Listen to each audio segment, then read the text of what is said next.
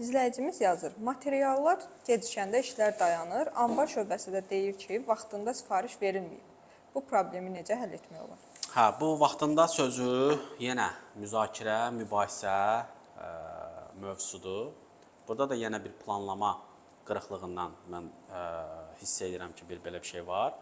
Yəni burada nədir məsələ? Biz bir layihələndirmə elədik tikintidə. Bəllidir ki, bu 15 addımdan ibarət olacaq bu layihə və hər layihənin mərhələləri, müddəti, mürəkkəblik dərəcəsi, oradakı səlahiyyətlər, deadline'lar, məsuliyyətləri müəyyənləşdiririk və aydın olur ki, 3-cü mərhələdən 4-cü mərhələyə keçiddə bizə 10 ton dəmir, 50 ton beton, 40 ton hansısa bir inşaat materialı lazımdır və bunun vaxtı artıq bəllidir.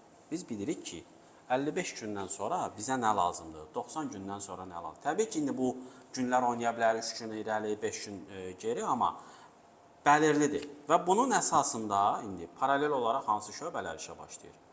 Bizim planlama şöbəmiz və maliyyə şöbəmiz. Planlama şöbə bu qrafiki yaradandan sonra başlayır öz tələb və sifarişlərini ötürməyə. Hansı ki, satın almaya bu cədvəl verilir və paralelində də maliyyə verilir. Çünki maliyyə də bilməlidir ki, 55 gündən sonra 300 min pul xərcləyəcək. 90 gündən sonra yarım milyon pul xərcləyəcək və onun büdcə planlamasını aparmalıdır. Yoxsa sürprizlərlə qarşılaşırıq. Qəfil deyirlər ki, sabah bizə 10 ton armatur lazımdır. Satın alma təcilliyə düşür. 1 gün, 2 gün, 3 gün və yaxud da elə təcil olduğuna görə hardan gəldi alırlar. Qiymət baha olur və yaxud da nəqliyyat logistika pullarında, xərclərində optimallıq eləyə bilmirlər, orada itirirlər. Maliyyə dərhal pul tapa bilmir, pul ödəyə bilmir. Aləm qarşı. Tövsiyə ondan ibarətdir ki, yəni burada ambarın, satın almanın günahı yoxdur. Bu iş planlanaraq getməlidir və öncədən bu qrafik bildirilməlidir. Bəzən hətta stoklar da yaradıla bilər.